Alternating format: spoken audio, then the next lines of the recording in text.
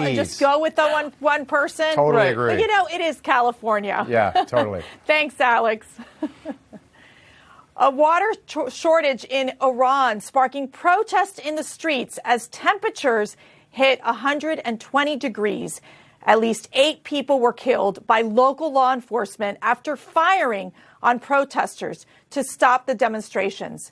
Now, there is a call from the mainstream media to speak up on this issue. Joining us now to discuss is Executive Director of the Iranian Americans for Liberty, Bryan Leib. Good morning, Bryan. Hi, Mercedes. Good morning. How are you? Wonderful. I got to read your article, your most recent article on Newsmax.com, and you say silence from mainstream media on recent protests in Iran is unacceptable. Why has the mainstream media ignored this story?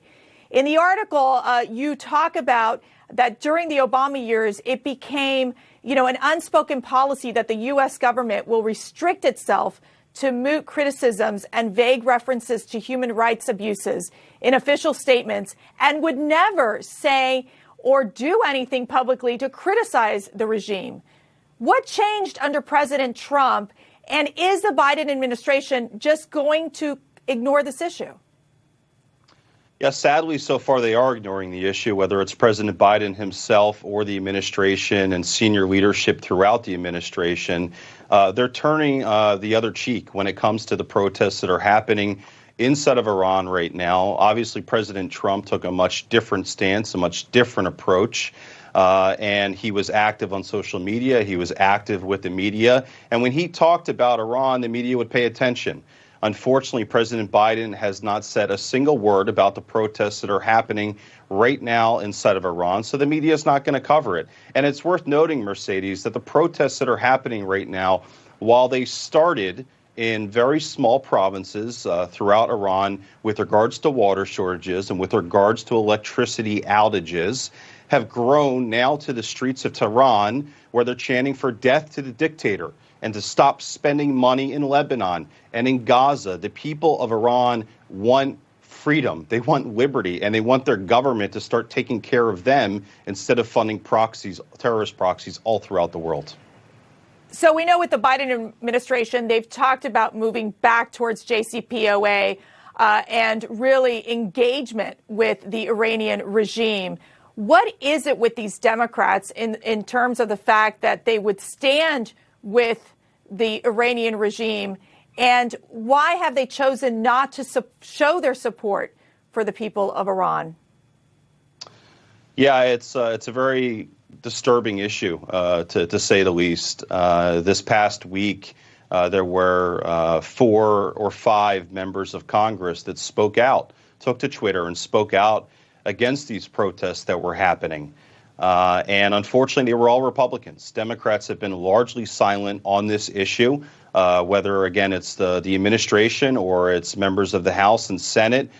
They've just been completely silent. And you're showing pictures on the screen right now of what's happening inside of Iran right now. How can this be ignored? How can the people of Iran taking to the streets for freedom be ignored by this administration? All signs point to, you mentioned the JCPOA, all signs point to, unfortunately, this president and his administration are doing everything that they can to get back into this deal with the world's leading state sponsor of terrorism, and also the leading, the most notorious human rights abuser as well.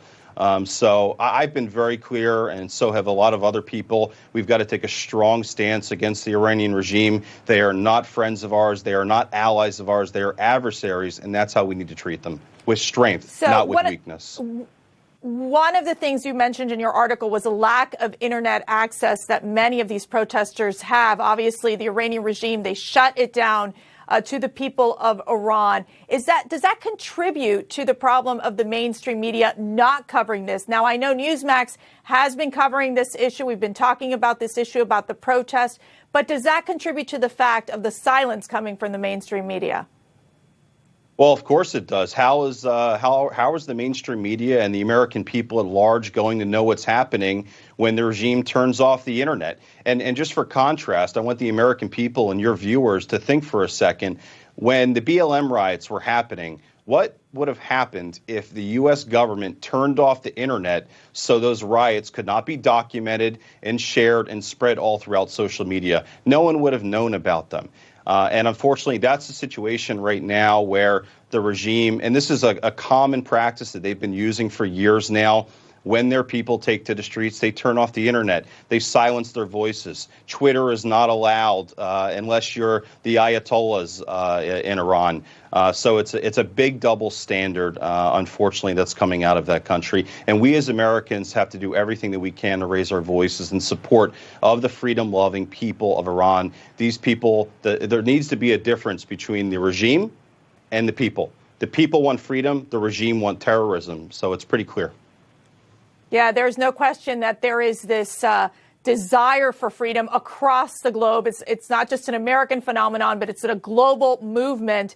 And sadly, these authoritarian regimes keep shutting down these freedom-loving people who are trying to save their countries. But thank you, Bryan Leib. I appreciate your commentary as well as that article on Newsmax.com. So coming up on